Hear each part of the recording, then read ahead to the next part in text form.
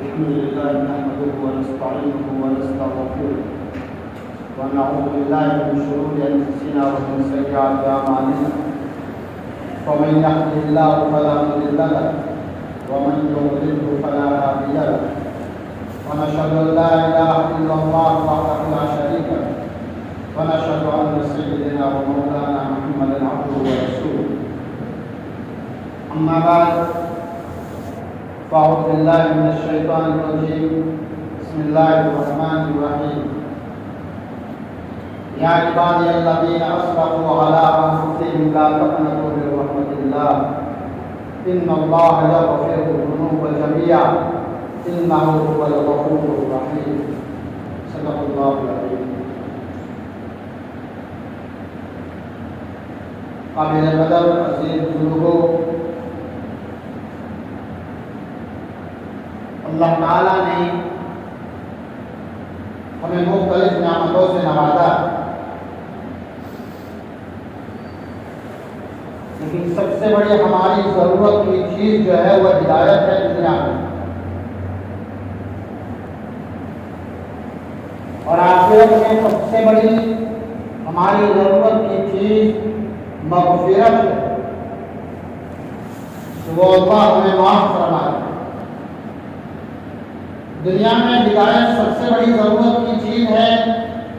اس کا اندازہ اس بات سے ہو سکتا ہے کہ اللہ تعالیٰ نے ہر بالغ مرد و عورت پر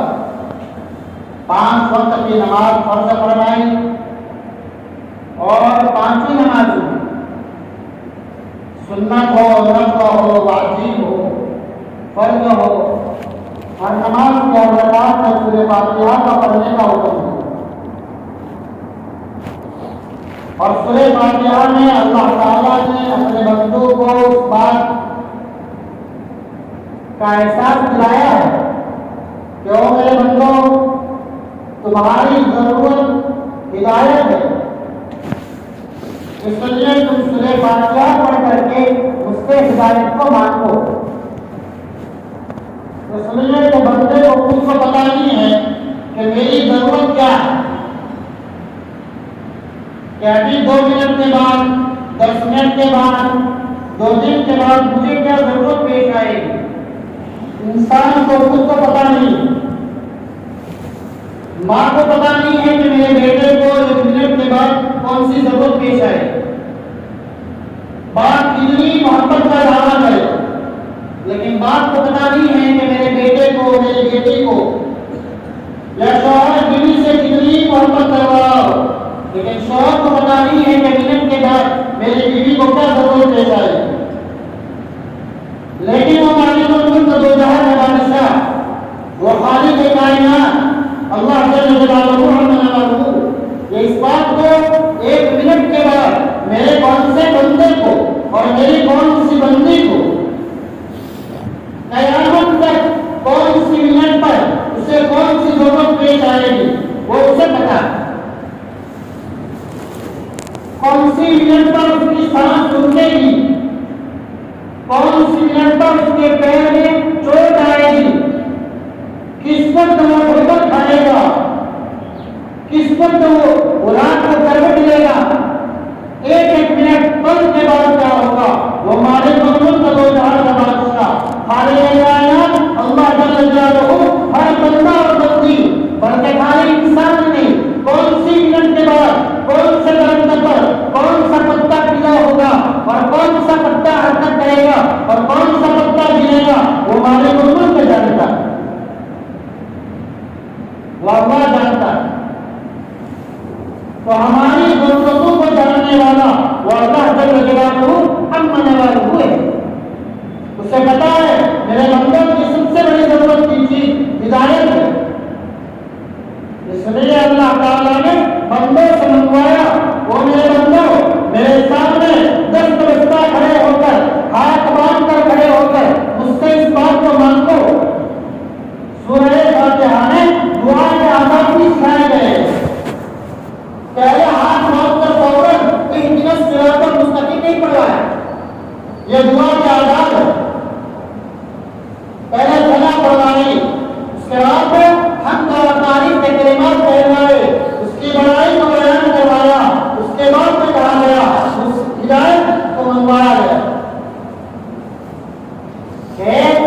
بھائی دارا ہم تیری ہی بندگی کرتے ہیں، تو صحیح مدد چاہتے ہیں کہ میرے مطلب تجھے کیا مدد چاہیے؟ اے اللہ مجھے ہدایت دے، مجھے ہدایت دے دے۔ ہر پل ہر لمحہ ہم ہدایت کے محتاج ہیں، مال آئے تو بھی ہدایت کے محتاج، مال جائے تو بھی ہدایت کے محتاج، کہ مال کے جانے کی شکل میں اللہ کا کیا حکم ہے اس پر ہمیں کون سی ہدایت کی ضرورت ہے؟ اور مال آ رہا ہے تو بھی ہدایت کے محتاج ہے، مال کے آنے کی شکل میں کون سی ہدایت کی ضرورت ہے؟ اس لیے ایک اللہ والوں کے دربار کے اندر میں ساتھی خدار طلبا بیٹھے ہوئے تھے، مریدین بیٹھے ہوئے تھے۔ مریدین نے کہا حضرت آپ کا مال پرانے جہاز سے دریائے جہاز سے آ رہا۔ اللہ والوں نے سر جھکایا، سر جھکانے کے بعد کہا الحمدللہ۔ تھوڑی دیر کے بعد کہا کہ حضرت جو مال آ رہا تھا وہ مال ڈوب گیا، وہ مال ہلاک ہو گیا۔ انہوں نے سر جھکایا اور سر جھکا کر کہا الحمدللہ۔ مریدین نے کہا حضرت یہ بات تو سمجھ نہیں آئی، جب مال آ رہا تھا اس وقت تو الحمدللہ سمجھ میں آیا، لیکن جب مال غلط ہوا اس وقت تو الحمدللہ۔ اللہ کی تعریف۔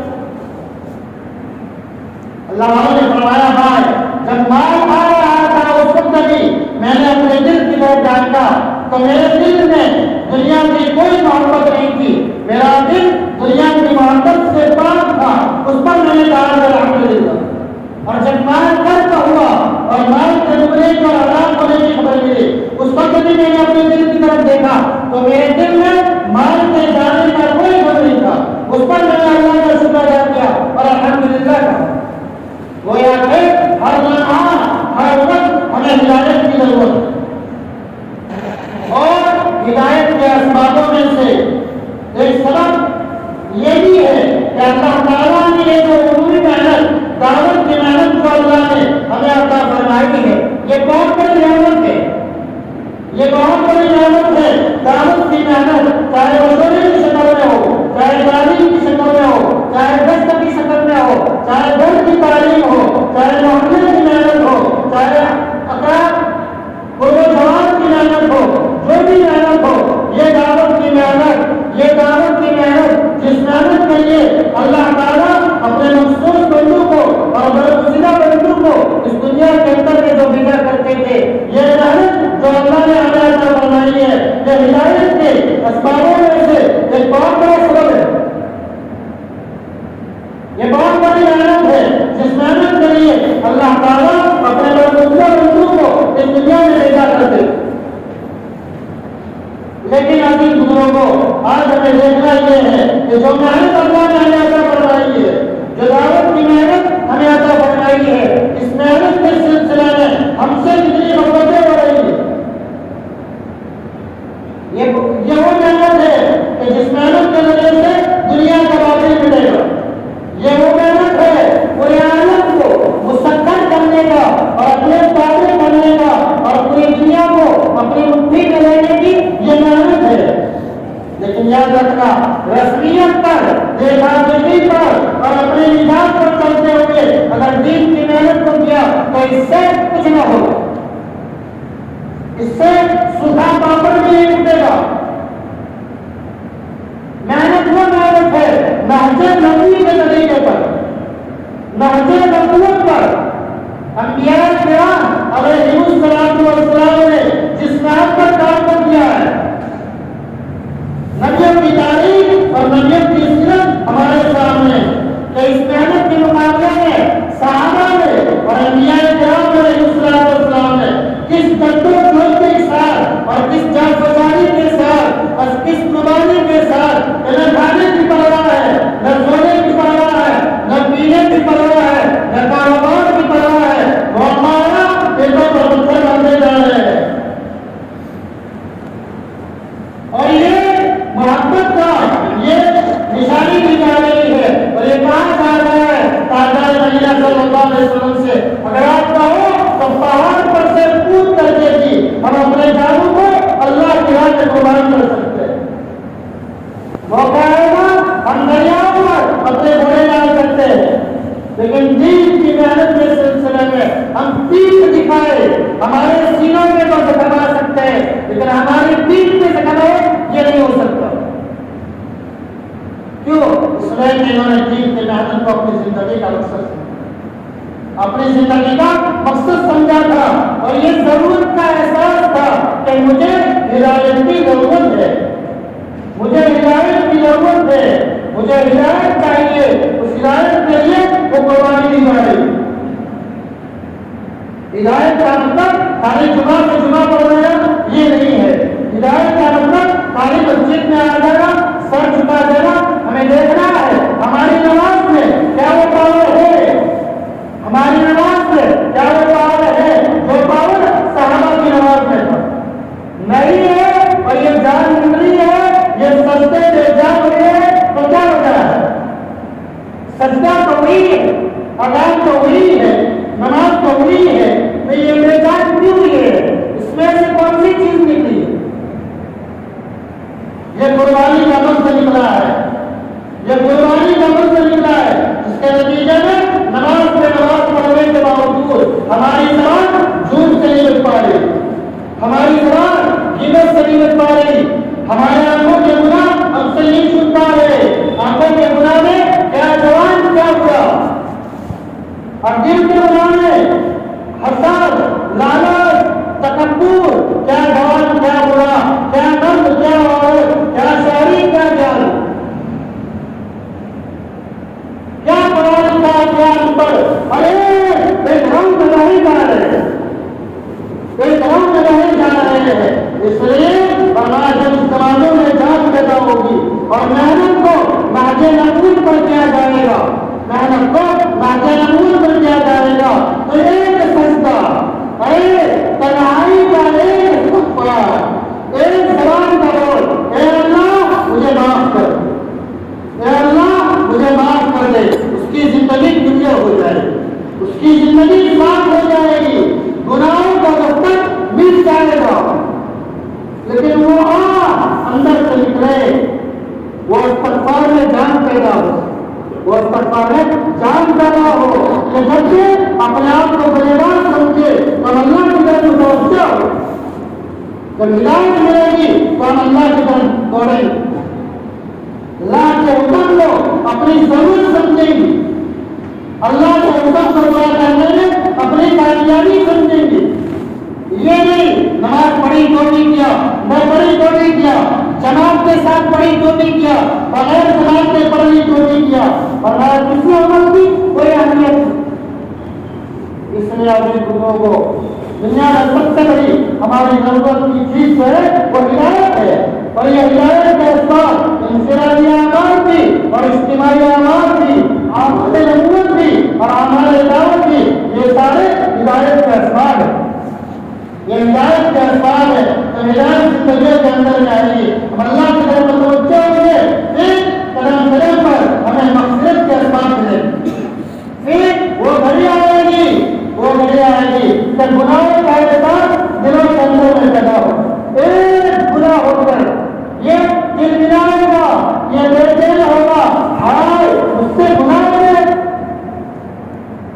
یہ بے چین ہوگا۔ اسی لیے حضرت شیخ نے کبھی پائے بنائے کے اعمال کہ ان اعمالوں سے سرائے گناہ معاف ہوتے ہیں، کبائر گناہ معاف نہیں۔ اور اس کی تفسیر میں حضرت نے لکھا ہے کہ اس لیے کہ مومن سے کبیرہ گناہ ہو ہی نہیں سکتا، مسلمان سے کبیرہ گناہ ہو ہی نہیں سکتا، اگر ہو گیا بشر ہونے کے ناطے، انسان ہونے کے ناطے اگر اس سے گناہ ہو گیا تو جب تک اسے روک روک کر کے اپنے گناہ کو معاف نہیں کرائے گا، یہ چین سے نہیں بیٹھے گا، یہ چین سے نہیں بیٹھے گا۔ صحابہ کی زندگی ہمارے نمونہ ہے۔ ایک صحابی تاجدار انبیاء فخر عالم صلی اللہ علیہ وسلم کے پاس صحابہ کو خطبہ بیٹھا ہوا ہے،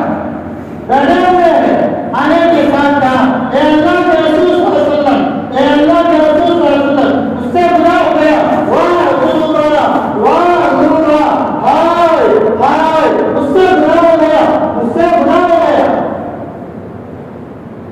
صحابہ بیٹھے ہوئے ہیں،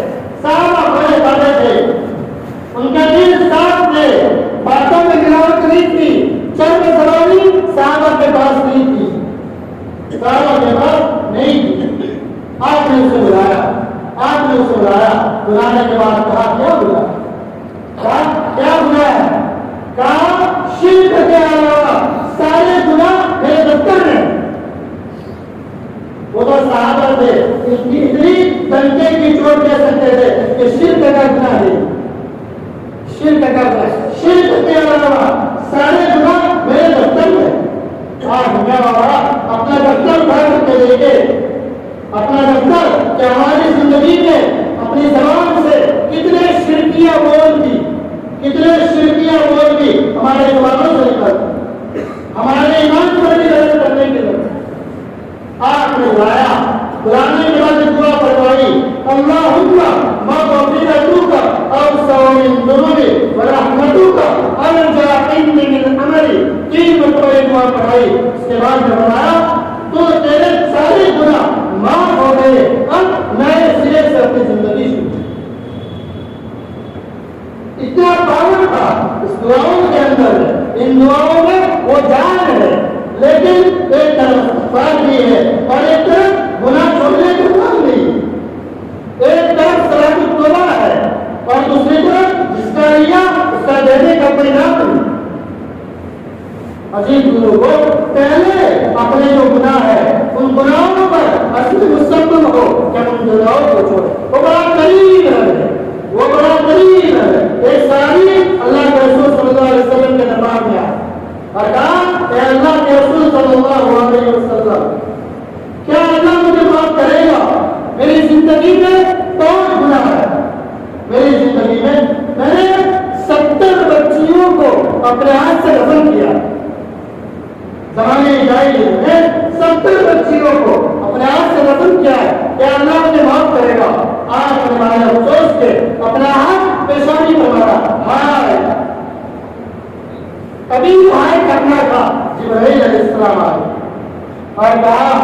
اے میرے بندو، یا عبادی الذین اسرفوا، او میرے بندو، او میرے بندو جنہوں نے اپنے نفس پر زیادتی کی،